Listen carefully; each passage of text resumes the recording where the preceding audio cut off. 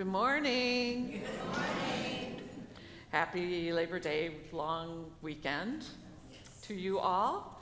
We're a bit sparse, which isn't surprising because it is the long weekend and the last weekend of summer, but it's good for all of us to be here today. I'm happy to see you all and welcome you here to this space, this place of grace, where no matter who you are, no matter where you are in your journey of faith, your journey through life, we welcome and celebrate you here. I want to give a welcome to our studio audience today, wherever you are, whatever place you are joining us, and whenever you join us, it's good to have you with us too. Today is the last Sunday of our series on pivotal women in the Bible. And it is also a fifth Sunday today, so that means our worship service is going to be a little abbreviated, and then we will be going into Fellowship Hall to continue worshiping with some hands-on mission work. And as we complete that, we will then close with a blessing of the work that we do and a benediction to send us on our way. Today, our project is going to be assisting the arm of our schools group that does teacher and staff support. We have some cookies on order from Nancy Bunkley's Cookie Lady, who is making assorted round and square cookies in the school colors of Community High, North Middle School, and Haverhill Elementary School. And what we are going to do today is write notes to get attached to those cookies for all the staff members and all the teachers at these schools. It's about 150 notes that we are going to write today. And we'll say more about that later. And then once the cookies are all made, she's delivering them next week, so we're not getting the cookies until next week. But once those cookies are made, the schools team will attach our notes and deliver them to the schools.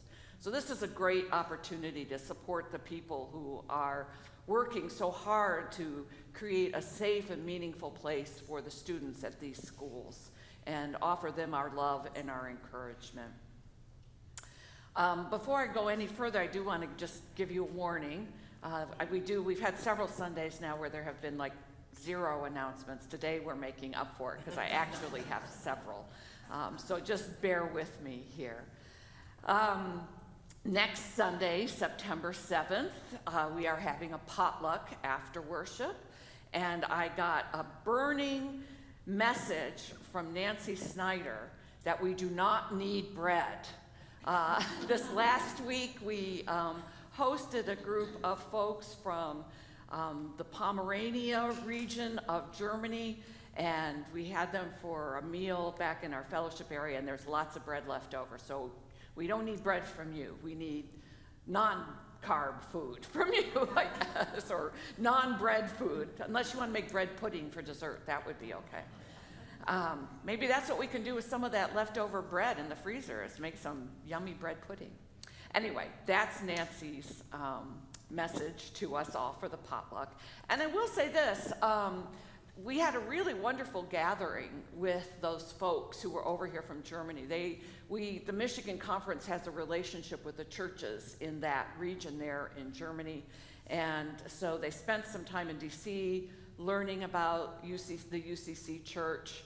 There were a lot of youth and then some adult mentors, chaperones, who came with them. And here at PUCC, we shared with them a little bit about our church. David Bibby and Cindy Seamark and John Stoll led us in song, and that was a lot of fun. And I spent some time with them since this was like one of the last stops on the day.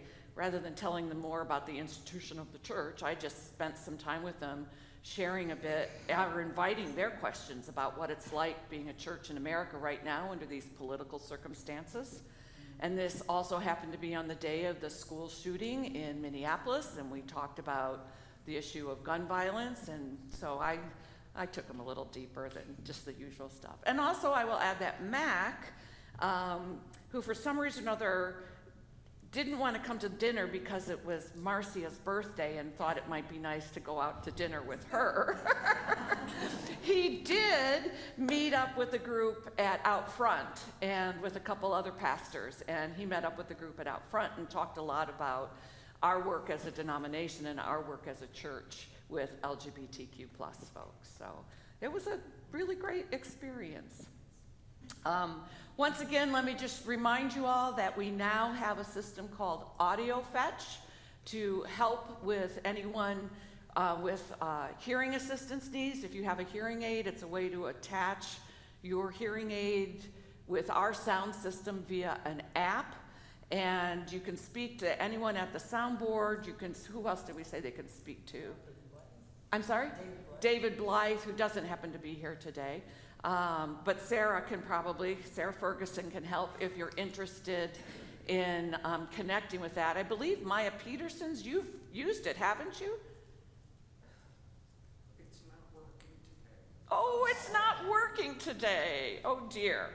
Well, we'll have to talk to someone about that, but it has worked.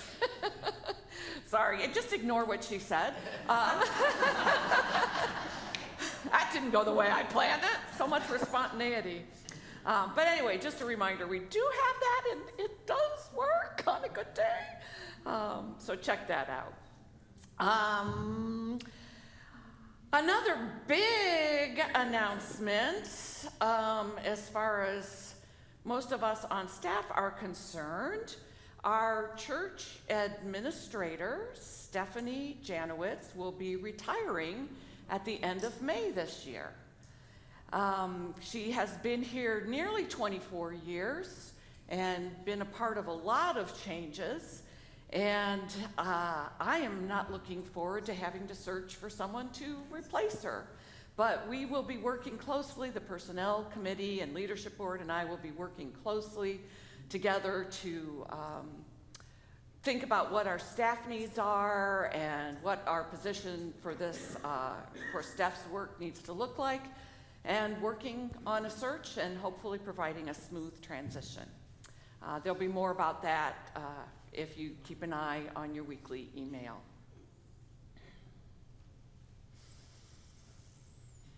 This week, I will be meeting up with 3 folks from our church and 2 other clergy women in Scotland to lead a pilgrimage to Iona, the Isle of Iona.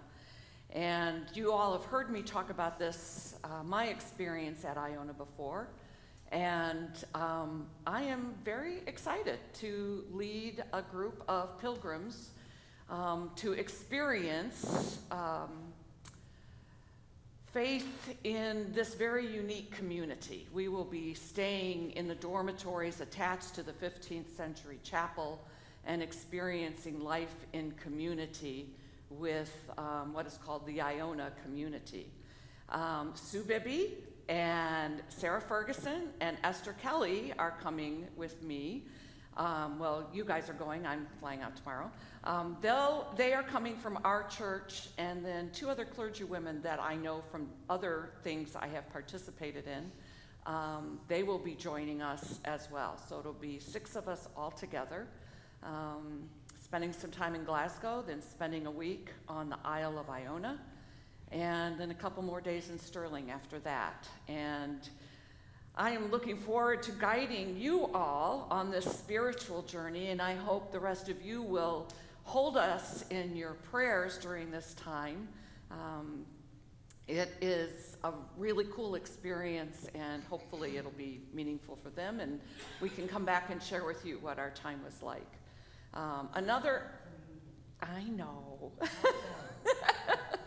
Another really exciting and lifetime experience for me is that I will be celebrating communion at Iona on Sunday the 7th. I will be the celebrant. I will be the presider at the communion service in the 15th century chapel at Iona. So I'm very excited about that because this place has a very special place in my heart and in my soul. And I must admit, when I filled out our group form and they asked if there were any ordained clergy and if anybody with other gifts. I ticked the box that said, yes, I was ordained with the hopes that maybe I would get asked to do it, and I did. So I am thrilled beyond belief to preside at communion there. So that's the last bit. I will be flying out tomorrow, and I will be returning on the 15th. And the rest of our group is flying out on Tuesday, and we'll be returning on the 14th. So please remember us through these next couple weeks. Lastly, and before we come into our time of silence, we had another school shooting this week. And probably the worst part of all of this shooting was that the kids were in chapel at church. We all are horrified about it, and maybe even worse than the kids being shot while they were in worship is the fact that this is nothing new. There have been 286 mass shootings in the United States so far this year.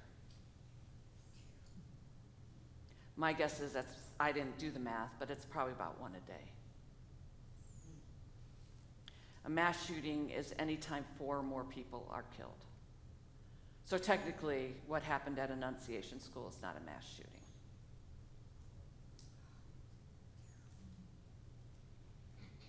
I encourage you all to write letters, to make phone calls to our representatives in this state and our representatives in the United States, and tell them to stop being chickens and stand up to the NRA and say this has to stop.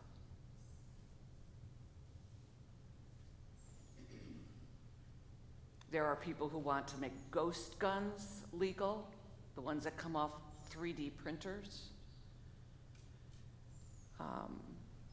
There are, I don't know how many millions of guns owned in the United States, but it's more guns than people. I don't own a gun, not a one. Some of you may own 1 gun or 2 guns, but this comes to like enough guns for everyone in the country to have 5. And I'm not against guns, I'm against that. I'm against, anyway. This has got to stop. It adds, I'm not sure what it adds to our work in supporting schools, but it adds a depth of meaning to it. It adds a depth of meaning to it. I don't know what we can do about it other than just continue to nag them and nag them. So I invite us, I'm not going to tell you how to be in God's presence now, but as we sit in God's presence, this is a time you don't have to say words, because a lot of things going on in our world and in our personal lives are things to which we cannot put words. And sometimes the words can detract us from the peace that we can find in our souls when we rest in the presence of the one who is peace and who is life and who is love. So as we come to the time of silence now, I invite you to let your mind rest and not worry and think about this, and let your heart that is perhaps broken and anxious rest in the peace that God is. And be here in worship today from that space of openness and expansiveness and peace. And know that that's the place where solutions and wholeness comes from, is the peace of the presence of the divine, of the Creator, of God.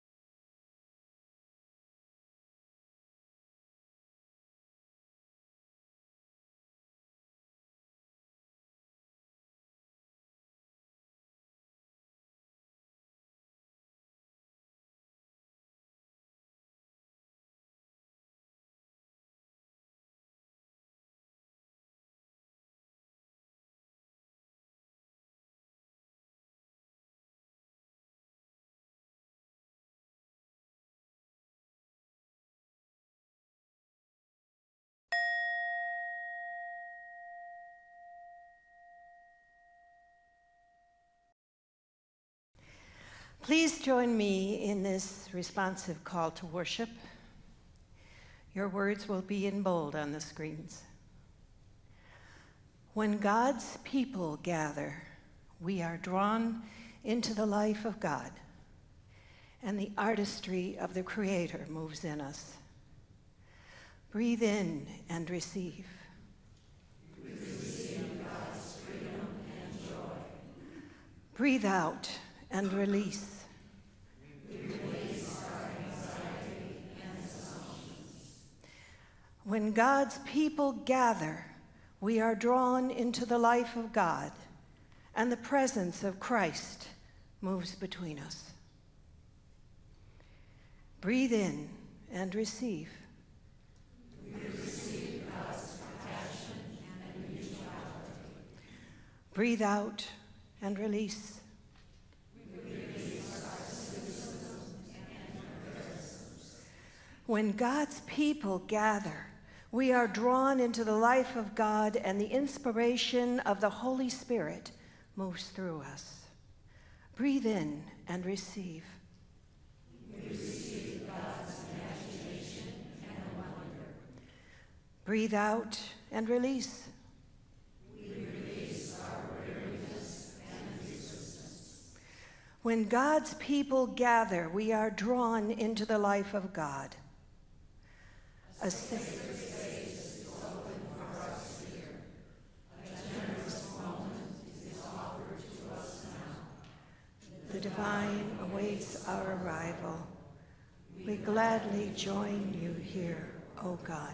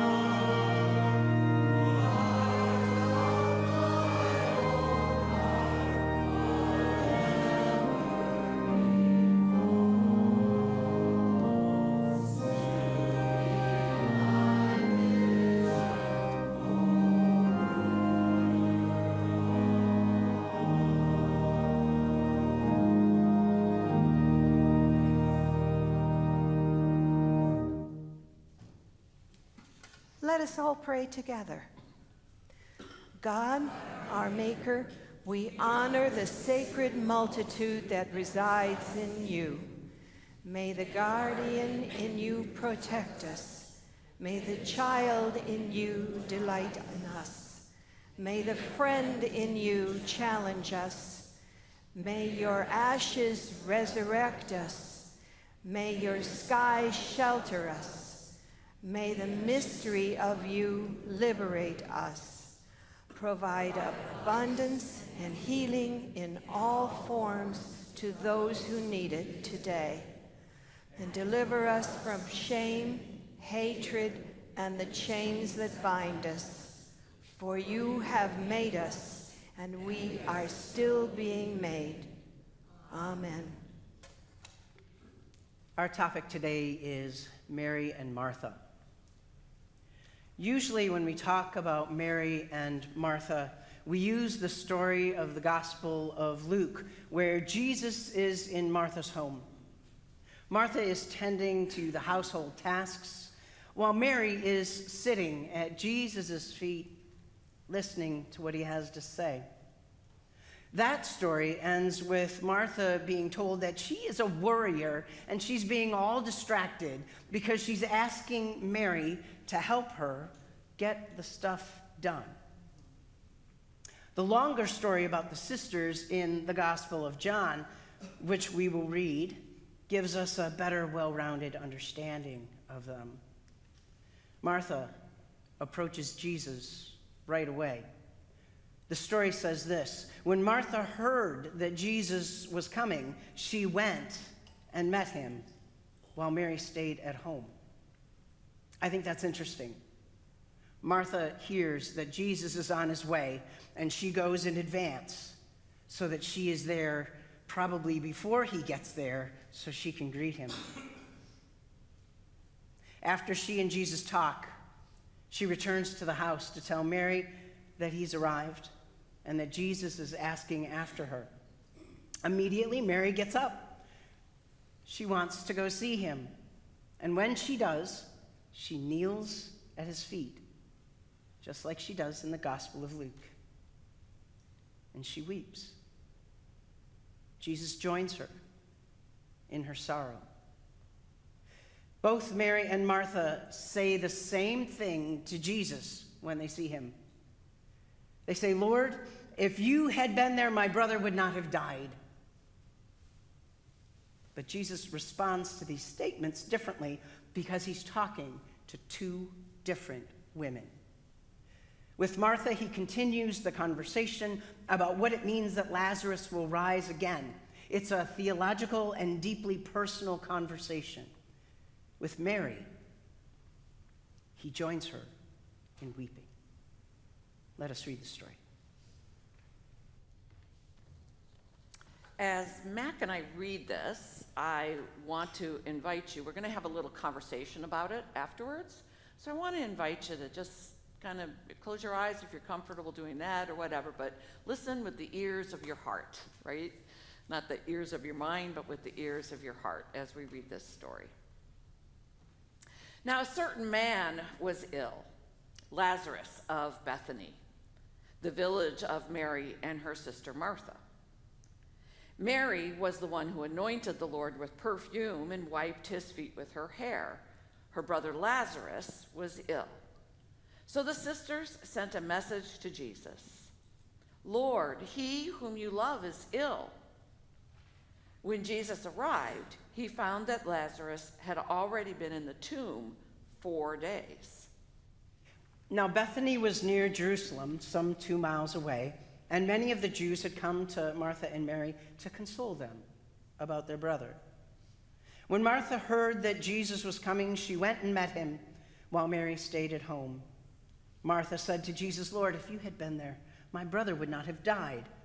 But even now, I know that God will give you whatever you ask." Jesus said to her, "Your brother will rise again." Martha said to him, "I know that he will rise again in the resurrection on the last day." Jesus said to her, "I am the resurrection and the life. Those who believe in me, even though they die, will live, and everyone who lives and believes in me will never die. Do you believe this?" And she said to him, "Yes, Lord, I believe that you are the Messiah, the Son of God, the one coming into the world." When she had said this, she went back and called her sister Mary and told her privately, "The teacher is here and is calling for you." When Mary heard it, she got up quickly and went to him. Now Jesus had not yet come to the village, but was still at the place where Martha had met him. The Jews who were with her in the house, consoling her, saw Mary get up quickly and go out. So they followed her because they thought she was going to the tomb to weep there. When Mary came where Jesus was and saw him, she knelt at his feet and said to him, "Lord, if you had been here, my brother would not have died." When Jesus saw her weeping, and the Jews who came with her also weeping, he was greatly disturbed in spirit and deeply moved. He said, "Where have you laid him?" "You're abandoning me." Yep. Well, unless you want. We'll see. Either way you slice it, whether it's Luke or John, the stories of Mary and Martha give us two very distinct portrayals of these women who are disciples of Jesus. We might say that Martha is the woman of action, the one who wants to dive in and get the job done. I think that's maybe how my grandma was. She was the one where the family would be over for dinner, and as soon as dinner was done, we're still sitting around the table, but she got up and did the dishes right away. My mom was one who would sit around and we'd have the conversation. But Martha's that one, like my grandma Boozy, the one of action who wants to dive in and get the job done and do it well. Mary, on the other hand, appears to us more reflective, more maybe contemplative is a word for it. Like many siblings, polar opposites, seemingly. Now, since we shape these fifth Sundays as days of action, you might say, of hands-on work, Mac and I thought today would be a good day to maybe take a pause with this story and consider these two portrayals of disciples. Let me start by asking you to consider who you relate to in these stories. If you were in this story, would you be Martha, or are you more like Mary? Think a moment. Who do you relate to? Martha or Mary? Okay, now, this is a raise your hand moment. All the Marthas, raise your hands. Oh, raise them high. Be proud. All right. All the Marys, raise your hands. Cool, we got more Marys than I thought we would have. All right. So now I'm going to ask you just to take a couple minutes, turn to someone nearby, and share for a moment or two how it is that you see yourself as Mary or as Martha. Maybe you could give an example. Maybe you're like my grandma, and when the dinner's done, you want to get up and wash the dishes. Maybe you've had a funeral experience like Mary and Martha, where one person in the family was the one who made all the plans, and the other person in the family was maybe the one who did more of the grieving and the tending and caring to those who were grieving. But take a moment and turn to someone nearby and share how it is you find yourself more like Martha or more like Mary.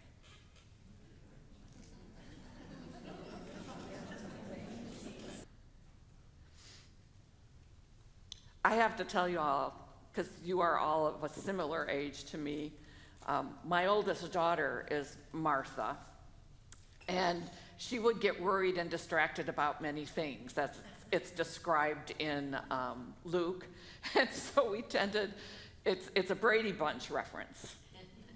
We would tend to go, Martha, Martha, Martha, whenever she got a little out of control. For those of you who don't know, in the Brady Bunch, the oldest daughter was Marcia, remember? And it was Marcia, Marcia, Marcia. So anyway, we just kind of did Martha, Martha, Martha.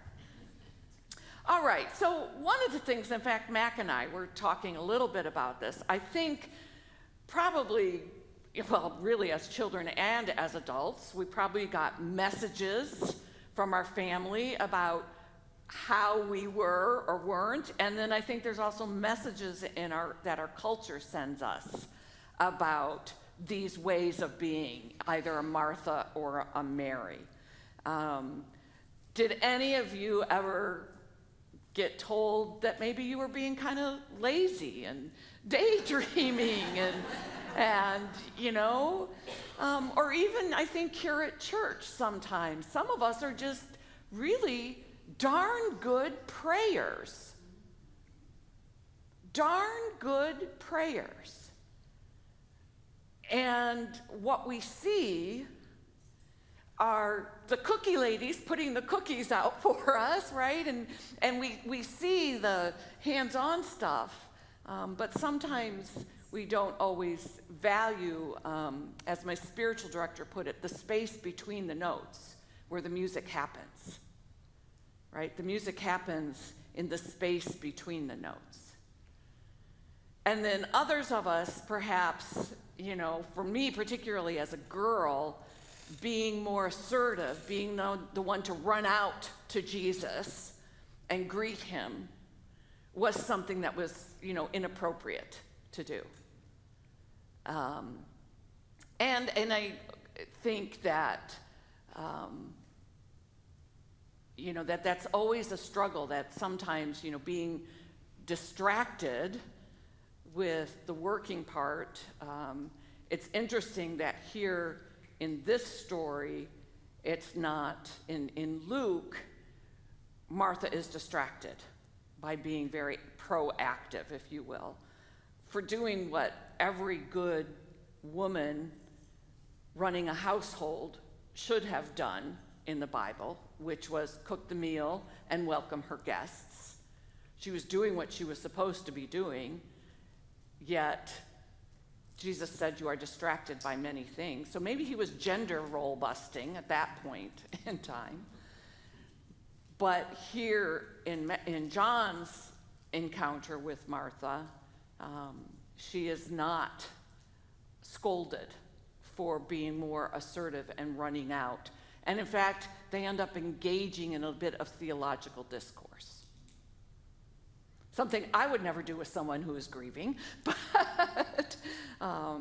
that was his form of pastoral care to what she needed at that point in time. So another thing to think about then is what this story tells us about how Jesus relates to these two ways of being. That both ways are tended to him. He tends to the needs of both women. The woman who is perhaps a little more anxious and needs to get out there and do something, he doesn't say, stop worrying. He talks to her, he offers her the hope of the resurrection. And then when he encounters Mary, who once again is at his feet, only this time crippled with grief, he joins her in grieving. So he accepts that wholeness of who we are without condemnation. I will also just add this one little tidbit that I think is interesting. In Luke's gospel, where this story comes, it's right after the story of the Good Samaritan. And that story concludes with Jesus telling the person who comes and says, who is my neighbor? And we all know the story of the Good Samaritan. Jesus says, go and do likewise. Go and do. Then the very next line is he's at the house of Mary and Martha, And there, he doesn't say these exact words, but basically it almost contradicts the go and do, because who's the one he lifts up? The one who is sitting and listening. So really, those are both parts, both ways of discipleship. Go and do, sit and listen. Both valued ways of being disciples. For centuries, I think these ways got bifurcated. They were kind of set as an either or. In many ways, we thought of one as being holier, because that's what monasteries and convents were for. And then oftentimes, even as a minister today, it's ministers are the ones who do the praying and the spiritual stuff, and everybody else does the doing stuff. One is for these kind of holier groups, and the other is for us ordinary people. And if you think about it, the terminology that we use today, I think, is we talk about being spiritual, but not religious. Right? Religion is what we practice. Spirituality is being in the woods, or my contemplative practice in the morning. But I also think in the church sometimes we suffer from being religious, but not spiritual. Because, anybody hear that good old Protestant work ethic? Right? You gotta work. Even though we believe in salvation by grace, not by acts, you gotta, put some stars in your crown. So as we go to this time and space of work and supporting the people at our schools, I want to invite you to consider that it doesn't have to be either or, that we can cultivate both and in ourselves and in our community. We can cultivate the time to sit and listen.